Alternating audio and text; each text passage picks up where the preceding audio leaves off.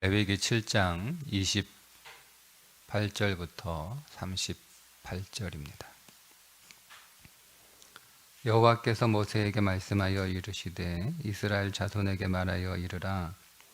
화목 제물을 여호와께 드리는 자는 그 화목 제물 중에서 그의 예물을 여호와께 가져오되 여호와의 화제물은 그 사람이 자기 손으로 가져올지니 곧 그 제물의 기름과 가슴을 가져올 것이요 제사장은 그 가슴을 여호와 앞에 흔들어 요제를 삼고 그 기름은 제단 위에서 불사를 것이며 가슴은 아론과 그의 자손에게 돌릴 것이며 또 너희는 그 화목 제물의 오른쪽 뒷다리를 제사장에게 주어 거제를 삼을지니 아론의 자손 중에서 화목 제물의 피와 기름을 드리는 자는 그 오른쪽 뒷다리를 자기의 소득으로 삼을 것이니라.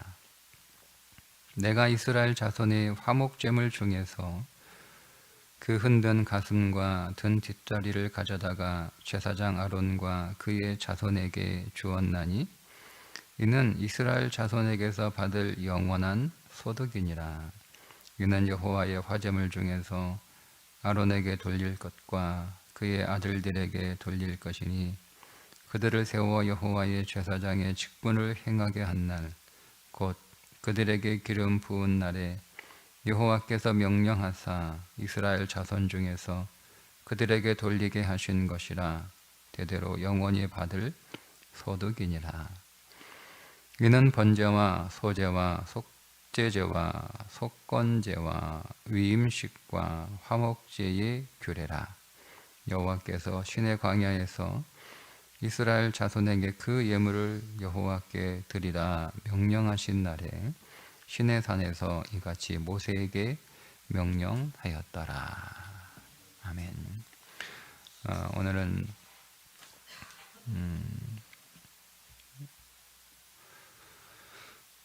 화목제 보충교례인데 그 보충교례의 내용의 핵심은 화목제물에 하나님께 드리는 기름과 가슴살을 제외하고 뒷다리는 제사장의 몫으로 하나님께서 구별해 놓으셨다는 말씀입니다. 그러니까 오늘 전체 말씀, 이 결론이 아니라 그 마무리하는 내용인데 그 마무리하면서 조금 길게 강조하는 내용은 제사장을 위한 몫이 구별되었다는 거예요. 그런 그 의미의 표현들이 곳곳에 나오는데 32절에 보면 또 너희는 그 화목제물의 오른쪽 뒷다리를 제사장에게 주어 거제를 삼을지니. 그러니까 여기서 너희는 백성들에게 하시는 말씀이에요. 그러니까 제사장에게 그 화제로 가지고 온 제물의 뒷다리는 너희 거야 이렇게 말씀하시는 게 아니라 백성들에게 하는 얘기예요. 너희들이 화제로 가지고 온 제물 중에 뒷다리는 제사장 거다라고 하나님께서 그들에게 다시 강조하시는 표현이에요. 백성에게. 자, 32절에 보면 이스라엘 자손 중에서 화목 제물의 피와 기름을 드리는 자는 그 오른쪽 뒷다리를 자기의 소득으로 삼을 것이니라. 자기의 소득으로 삼아라 그러니까 제사장들이 알아서 이건 내 거니까 이건 내가 가져간다 이런 그 표현이잖아요. 뉘앙스가. 근데 사실은 그런 의미가 아니고요. 이런 의미. 제가 이걸 풀어가지고 다시 번역을 하면 그것은 오른쪽 뒷다리 그것은 그의 몫으로 그에게 속할 것이니라고 백성들에게 얘기하는 거예요. 백성들에게. 오른쪽 뒷다리는 그에게 제사장의 몫으로 제사장에게 속한 것이다. 알았지? 꼭 기억해. 이렇게 그런 뉘앙스로 말씀을 하시는 거예요. 역시 백성들에게 주시는 말씀입니다. 또 34절에 계속 지금 반복해서 하시는 말씀이에요. 내가 이스라엘 자손의 화목제물 중에서 그 흔든 가슴과 든 뒷다리를 가져다가 제사장 아론과 그의 자손에게 주었나니 이는 이스라엘 자손에게서 받을 영원한 소득이니라. 기름은 다 불태워드리고 제사장의 몫은 두 부위죠. 가슴은 요제로 드리고 뒷다리는 거제로 드린 다음에 제사장에게 드리고 그 나머지는 이제 백성들이 가지고 가는 거예요. 백성들이 가지고 갈 때 가슴과 뒷다리는 놓고 가야 되는 거예요. 그것까지 다 가지고 가면 안 돼.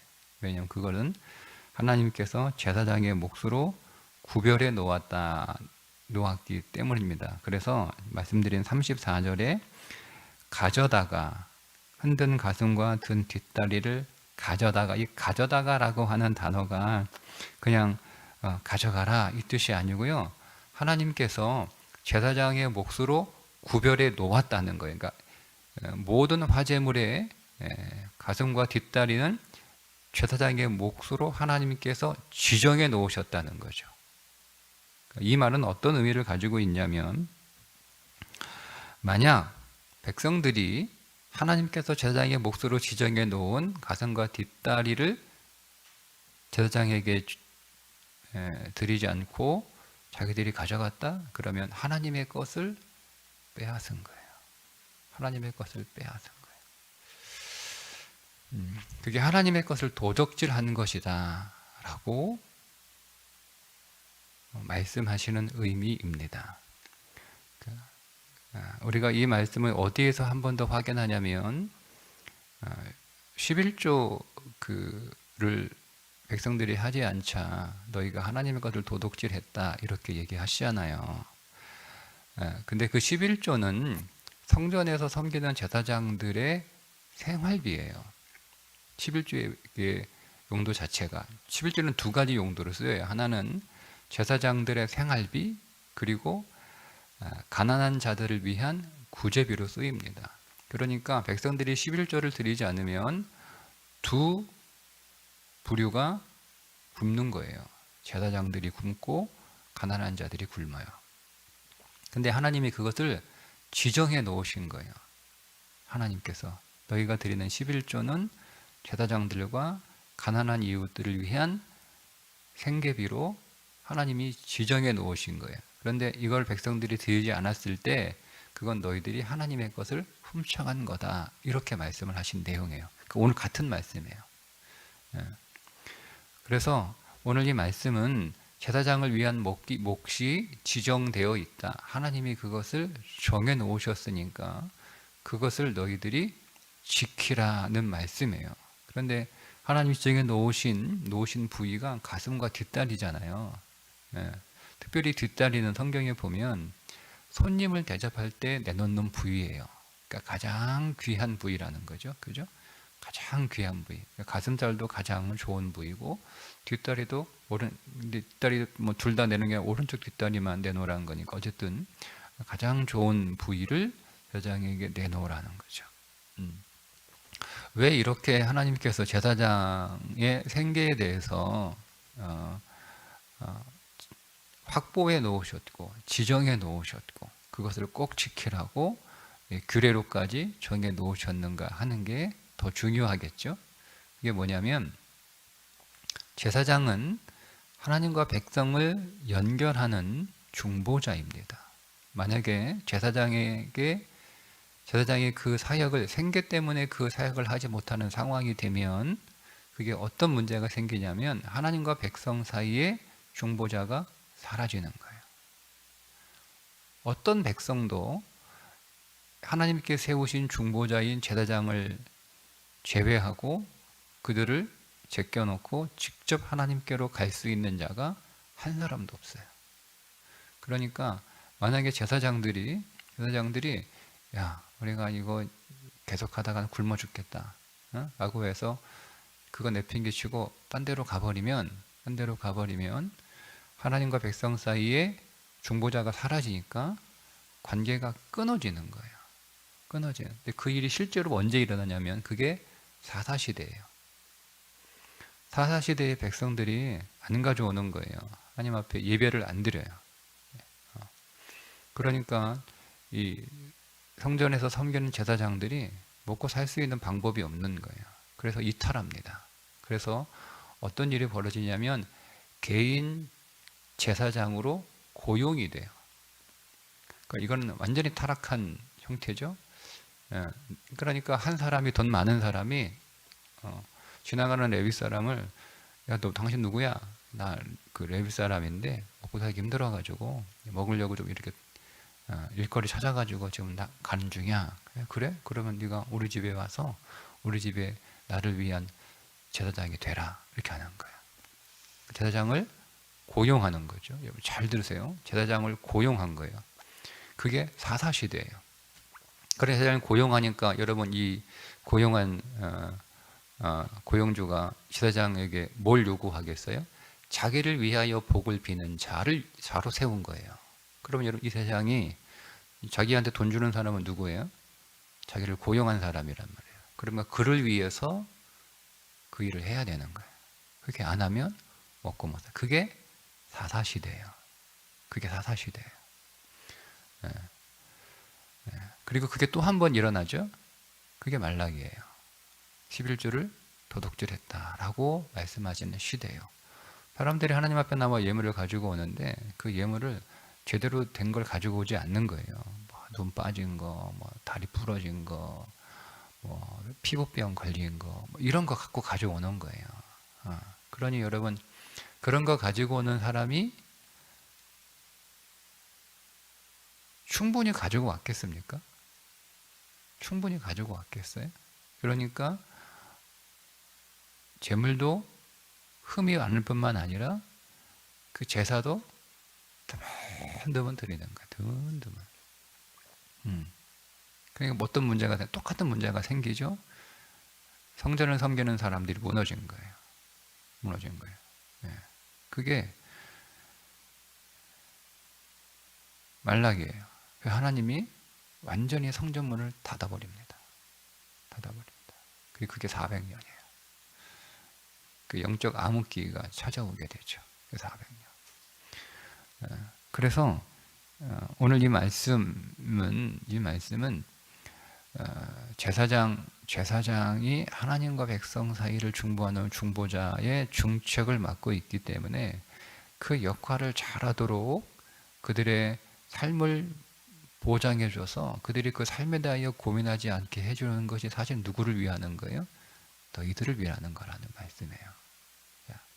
자, 그런데 여러분, 사람은 온전한 제사장이 될 수가 없어요. 첫째, 그 사람 자체가 온전한 제사장이 될 수 없어요. 사람 자체가 변덕이 심해요. 그리고 그들이 아무리 잘 섬기려고 해도 백성들이 역시 또 변덕이 심해요. 그러니까 이 하나님께서 사람과 하나님 사이에 세워놓은 이 중보자, 이 사람들로는 늘 불안전한 거예요. 늘 불안하고. 왜? 다들 변덕이 심하니까. 제사장들이, 여러분, 그들이 물론 오랜 시간 동안 성전을 잘 섬겼지만, 그들에게는 두 가지 그 위험이 있죠. 첫째는 생계가 안 되면 도망가려고 하는 위험이 하나 있어요. 두 번째는 그들이 그 섬김을 자기의 부를 축적하기 위한 도구로 삼을 위험이 있는 거예요. 그게 예수님 시대의 제사장들이잖아요. 그죠? 항상 그 위험이 있는 거예요. 항상 가난해지거나 가난해서 도망가거나 그들의 탐욕으로 그들의 제사장직을 탐욕을 위한 도구로 이용하거나 항상 그 문제가 있는 거예요. 그래서 불안전한 거예요. 마찬가지로 백성들도 늘 불안한 거죠. 늘 그들도 변덕이 심하니까 기분 좋을 때는 막 재물 막 제대로 가져오고 예배도 막 드리고 화목제물도 막 이렇게 가지고 오고 감사도 많이 하고 이렇게 하다가 변덕이 심해가 변덕이 생겨가지고 또 이제 아이 뭐 안 하기도 하고 가져오지도 않고 이런 변덕이 심하단 말이에요. 두 번째, 또 어떤 변덕이 심하냐면 하나님을 섬겨야 되는데 제사장을 섬기는 종교적 본능이 있어요.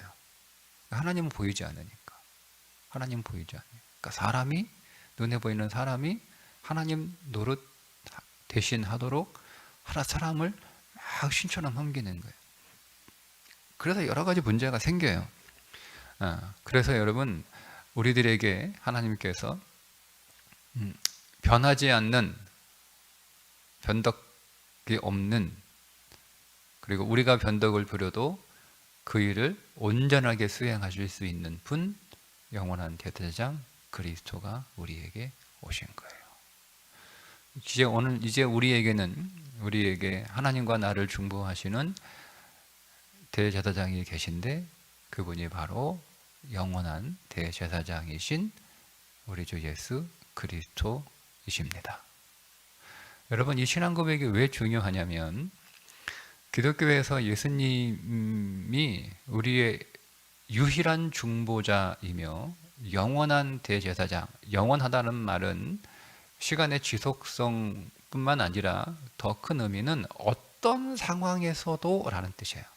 영원이라는 뜻은 어떤 상황에서도 그분은 우리의 중보자이십니다.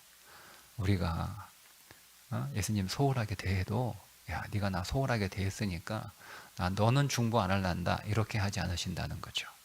우리도 변덕이 심하잖아요, 여러분 일관되게 시속적으로 여러분 주님을 그렇게 대하지는 않잖아요. 우리도 변덕이 죽을 듯 해가지고 이랬다 저랬다 한단 말이에요. 그래도 주님은 우리의 영원한 대제사장이신 줄 믿습니다. 이 신앙 고백이 매우 중요한 거예요. 그래서 기독교 신앙은 결코 사람이 그 중보 사역을 대신할 수 없습니다. 이단은 그들이 믿고 있는 교주가 그 중보 사역을 대신할 수 있다고 믿는 거예요. 그게 이단이에요. 그러니까 똑같이 성경 가르치고 똑같이 우리처럼 예배 드리고 똑같이 찬송가 가지고 해도 다 똑같이 해도 그들의 교주가 예수님이 하셨던 그 중보 사역을 대신할 수 있는 자라고 언급하면 그게 이단이에요. 그래서 이단의 특징은 예수님은 사람이지 특별한 사람이지 신이 아니에요. 네.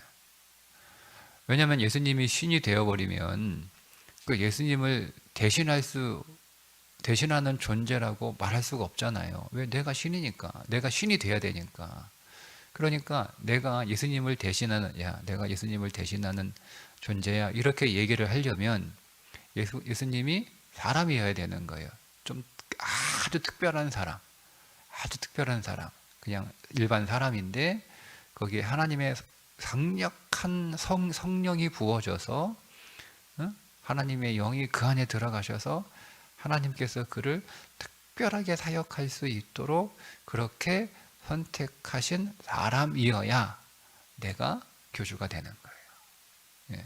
그래서 말씀드린 것처럼 예수님을 하나님으로 고백하는 모든 고백들을 다 안 해요. 하도 신경 안 하죠. 다 안 한단 말이에요. 그러니까 이게 이단의 특징이에요. 이단의 특징. 그렇게 구별하시면 돼요. 그러니까 여러분, 우리의 신앙 고백에서 예수 그리스도가 하나님이시다라고 하는 것, 그분이 하나님이시기 때문에 우리를 위한 완전하고 온전하고 영원한 대제사장이 될 수 있다라는 것을 우리 안에 확실하게 새겨놓는 거예요. 그래서 오늘 히브리서에 우리 주 예수 그리스도를 통하여 은혜의 보좌 앞으로 나가는 거예요. 그를 힘입어 은혜의 보좌 앞으로 나갈 수 있는 거예요. 왜요? 주님이 우리의 중보자이시기 때문에 그렇습니다. 그러니까 이 중보 사역을 지금 예수님이 지금도 하고 계시는 거예요. 우리를 위하여 기도하시고 우리를 위하여 변호하시고, 주님이 계속 변호하시고, 사단이, 여러분, 우리가 법정에 서게 되면 사단은 검사, 예수님은 변호사. 사단은 계속 우리를 고발합니다. 여러분들이 지었던 모든 죄들을 다 하나님 앞에 하나도 남기지 않고 그걸 지금 다 기록해가지고 엄청난 책으로 만들어 놨어요. 그 책은 계속 이제 불어나고 있는 거잖아요. 그거 가지고 또 하나님 앞에 검사가 기소장 만들어가지고 탁 올려놓는 거예요. 재판장이 계신 하나님 앞에 재판하고 똑같이 생각하시면 돼요. 그 엄청난 양의 우리가 저질렀던 죄 항목들, 우리가 마음으로 지었던 죄까지 다 기록해서 딱 우리를 고발합니다. 그러니까 우리는 이제 거기다 간이 철렁 떨어지는 거죠. 여러분, 우리가 부인할 수 없어요. 나 모르겠는데요. 기억이 안 나요. 이런 거 통하지도 않아요. 네? 여러분, 세상 법정에서는 기억이 안 나요. 모르겠는데요. 혹은 제가 모르고 그랬습니다 하는 게 통합니다. 이게 우리나라 법칙이에요. 그러니까 무조건 모른다고 발뺌하면 되는 거예요. 왜 뻔한 거 가지고 왜 이렇게 발뺌하냐, 우리가 여러분 이해가 안 되죠. 우리나라 법 체계가 그래요. 모른다고 발뺌하면 빠져나갈 구멍을 만들어 놨어요. 그리고 나중에 증거가 다 드러나면 뭐라고 얘기하죠? 모르고 그랬다는 거, 모르고 실수로. 내가 그렇게 나쁜 줄 몰랐다는 거죠. 이렇게 하는 거예요. 근데 하나님 앞에서는 그런 게 전혀 통하지 않아요. 그런 게 어디 있어요, 하나님 앞에서. 그러니까 우리는 한마디 말도 못하고 고개 푹 숙이고 있어야 되는 거예요. 그런데 주님이 우리의 변호자이십니다. 변호하시는 거예요. 맞아요. 검사가 고발한, 사탄이 고발한 모든 죄가 다 맞습니다. 다 사실입니다. 그런데 그 죄를 위하여 내가 죽었습니다 라고 변호하시는 거예요. 그게 주님이에요. 주님은 지금도 우리를 계속 변호하시는 거죠. 우리의 중보자가 되셔서. 하나님 오늘 우리를 계속 여러분 고발합니다. 그죠? 여러분이 뭘 하려고 하면, 여러분 기도하려고 하면, 뭐 항상 또 뭐가 조금 잘못되면 우리 제일 먼저 떠오르는 게 내가 잘못한 게 또 떠올라요. 이러니까 또 내한테 이런 일이 벌어지지. 이걸 내가 계속 붙잡고 있으니까 이거 놔버려야 되는데 놓지 못하고 있으니까 또 나한테 이런 일이 일어나지. 그죠? 계속 우리는 양심이라고 하는 명분을 가지고 계속 우리를 고발해요. 여러분, 그 양심에 속지 마세요. 우리는 양심이 있는 게 아니라 우리에게는 그리스도가 있는 줄 믿습니다. 네? 우리는 양심이 있는 게 아니에요. 우리는 그리스도가 있어요. 양심이 있다고 얘기하면 두 가지 문제가 생기는데, 양심이 계속 자극을 받아서 우리를 계속 죄책감에 빠지게 하는 문제 하나, 두 번째, 나는 그래도 양심이 있다라고 해서 자기를 조금 더 괜찮다라고 무마시키는 단점 하나, 두 가지가 있어요. 그러니까 우리에게는 양심이 있는 게 아니에요. 우리에게는 뭐가 있어요? 그리스도가 계세요. 그래서 계속 사단이 고발하든 내가 나 자신을 고발하든 우리의 지식과 우리의 보편적 어떤 관념들이나 어떤 이런 관습들이 우리를 고발하든 계속 우리 안에서 계속 고발한단 말이에요. 아니면 우리의 종교성이 우리를 고발하든 계속 우리를 고발한단 말이에요. 그때 우리는 누구 쳐다봐야 되는 거예요? 예수님 쳐다보는 거예요. 변호사 싹 쳐다보는 거죠. 나 좀 도와주세요. 이렇게. 그때 주님이 나를 위하여 죽으시고 내 모든 죄를 위한 속전이 되어 주셔서 십자가에서 속죄 제물 되심으로 내 죄가 사하여졌고, 내가 주님께 헌신할 수 있는 삶을, 주께 드려지는 삶을 살 수 있게 되었고, 그래서 내 모든 삶을 다 불태워드려 하나님은 이제는 내 모든 삶을 향기로 받으시는, 여러분, 우리의 죄가 해결되지 않는데 그 제물이 하나님 앞에 향기가 될 수 없는 것처럼 내가 그리스도 안에서 모든 죄가 대속되어 그 죄가 용서받고 그 죄에서 해방되지 않는 내가 하나님 앞에 무엇을 하든 향기가 될 수 없어요. 그런데 하나님이 오늘 우리를 번제로 받으시잖아요. 상번제, 아침에도 받으시고 저녁에도 받으시고, 상번제는 매일 드리는 번제를 상번제라고 부르고, 번제를 하루에 2번 드려요. 아침에 1번 드리고 저녁에 1번 드리고. 그러니까 오늘 우리는 이 새벽에 하나님 앞에 1번 드리는 거예요. 뭐 구약의 개념으로 하면 우리는 지금 상번제 드리는 거라고 그렇게 억지로 적용할 수 있어요. 그리고 또 우리는 저녁에도 하나님 앞에 드려지는 거예요. 그러니까 아침에 드려짐으로 우리가 하나님 앞에 향기로운 냄새로 시작을 하고, 저녁에 드려짐으로 나는 하루 종일 하나님의 향기로운 냄새가 되었다라고 고백하는 거죠. 이 신앙 고백이 오늘 우리 살아가는 거. 내가 오늘 하나님 앞에 내 인생을 잘 살 수 있을까? 향기로운 냄새로 살 수 있을까? 우리가 그런 두려움 가지고 시작할 필요 없는 거예요. 우리는 내가 하나님 앞에 일단 드려진 거. 오늘도 이 하루가 내가 하나님 앞에 온전히 드려지는 향기로운 냄새구나. 출발하는 거예요. 그리고 우리가 하루 저녁 마치면 오늘도 내가 하나님 앞에 향기로운 냄새가 되었구나, 그렇게 살았구나 라고 믿는 거예요. 그렇게 믿는 거예요.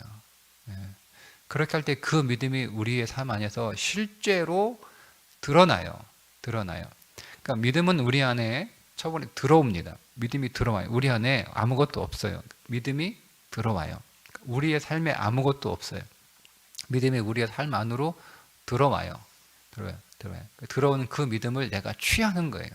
그러니까 내 마음 안에서, 믿음의 세계 안에서 그걸 내가 취하여 내가 오늘 하나님 앞에 향기로운 제물로 살았다. 내가 오늘 하나님 앞에 향기로운 제물로 살게 될 거다. 이 하루가 온전히 하나님이 받으시는 향기로운 냄새다라고 믿음으로 취하는 거예요. 내가 믿음의 세계 안에서. 그런 믿음의 세계 안에 그걸 믿음으로 취하면 내가 취한 그 믿음이 나의 현실의 삶에서 드러납니다. 이게 믿음의 단계예요. 그러니까 우리가 먼저 믿음의 세계에서 취하는 게 필요한 거예요. 이게 취하는 것 없이 우리의 현실에서 우리의 믿음이 드러날 수가 없죠. 왜? 내가 믿음의 세계에서 취한 게 아무것도 없으니까. 현실에 드러날 게 아무것도 없다는 거예요. 그러니까 먼저 취하세요. 진리 안에서 내 것으로 취하는 거예요. 믿음의 세계 안에서 내가 믿음을 가지는 거예요. 그러면 그것이 오늘 우리 안에서 그 믿음이 성장하면 이제 그것이 우리의 삶으로 흘러나와 눈에 보이는, 내가 진실로 오늘 우리의 삶의 현실이 하나님이 받으실 만한 향기로운 삶으로 나타나는 겁니다. 근데 그걸 내가 억지로 내 믿음의 세계 안에서 내가 그걸 취하지 않은 거예요. 잘 보세요. 이렇게 할 수 있어요. 내가 믿음의 세계 안에서 내가 하나님이 오늘 예수님이 오늘 우리의 상번제 제물이 되어 주셔서 나의 삶의 시작과 마지막 온 삶이 주 앞에 향기로운 제물로 드렸다라고 하는 것을 내가 취하지 않아요. 그걸 취하지 않고, 그래도 내가 하나님 앞에 향기로운 제물이 되어 향기로운 냄새를 드리는 그런 삶을 살아야 되지 않겠는가라고, 여러분들이 믿음의 세계는 그런 게 없는데 여러분이 현실 세계에서 그걸 만들어내려고 열심히 노력하는 것, 그걸 율법이라고 부르는 거예요. 두 번째, 그리고 그 일은 반드시 실패합니다. 나타나지 않습니다. 나타났다고 보여지는 것들은 반드시 우리에게 악취를 풍깁니다. 율법은 항상 악취를 풍기게 되어 있어요. 여러분들이 다 그렇게 사셨어요. 곰곰이 생각해 보시면 그냥 남의 이야기가 아니에요. 다 내 이야기예요. 믿음은 그렇게 되는 게 아니에요. 믿음은 로마서 1장 17절에 있는 말씀처럼 믿음은 우리에게 들어와서 믿음으로 믿음에 이르는 거예요. 믿음으로 믿음에 이르는 거예요. 우리 안에 들어와 내가 믿음의 세계에서 취하면 그 취한 믿음은 우리의 현실에서 나타나게 되어 있어요. 그러니까 주님이 오늘 우리의 중보자이신 것을 여러분들이 믿음으로 취하시면 돼요. 그래서 오늘 항상 주님만 바라보시면 되는 거예요. 주님 부르시는 거죠. 우리의 중보자이신 주님. 그러니까 여러분, 내가 정말 기도해야 되는데 내가 정말 기도할 수 없을 때 그냥 우리 주 예수의 이름만 부르는 거예요. 그 말은 하나님, 지금 내가 기도할 힘이 없으니까 좀 대신 기도해 주세요 라는 의미도 있고, 하나님, 지금 내가 뭘 기도할지 모르겠으니까 하나님 좀 대신, 주님 좀 대신 기도해 주세요 라는 의미도 있고, 주님, 지금 나의 기도는 지금 내가 기도하고 있지만 이 기도가 맞는지 틀린지 모르겠고 내가 지금 하나님 앞에서 헛소리하는 쓸데없는 말만 하고 있는지도 모르겠으나 내가 이렇게 말할지라도 주님이 다시 잘 정리해가지고 하나님한테 잘 좀 말씀드려주세요 라는 의미도 있고, 그게 다 주 예수의 이름을 부르는 거예요. 근데 그게 능력이 돼서, 그래서 오늘 우리에게 주님이 다 알아서 마땅히 우리가 빌 바를 우리는 알지 못하지만 하나님 앞에 다 우리를 주위의 중보자가 돼 기도해 주시고, 그것만 하시는 게 아니에요. 내가 이렇게 기도했다라고 우리에게도 가르쳐 주세요. 그래서 같이 온전한 기도의 자리로 나갈 수 있도록 주님이 하시는 일이에요. 그러니 오늘 주님 신뢰하시고 주님 바라보시고 오직 그를 힘입어 은혜의 보좌 앞으로 더 나아가시기를 주님의 이름으로 축복합니다. 기도하겠습니다. 하나님, 사람이 오늘 우리의 온전한 중보자가 될 수 없어서 우리의 영원하며 완전한 중보자 되시기 위해 우리 주 예수 그리스도를 우리에게 보내주셔서 감사합니다. 오늘도 우리 주 예수 그리스도의 은혜를 힘입어 하나님의 그 은혜의 보좌 앞으로 나아가오니 그 은혜의 보좌 앞에서 더 풍성한 것을 누리게 하시고 얻게 하시고 우리 안에 있는 이 믿음이 우리의 현실 세계에서도 더 분명하게 나타나게 하여 주옵소서. 예수님의 이름으로 기도드리옵나이다. 아멘.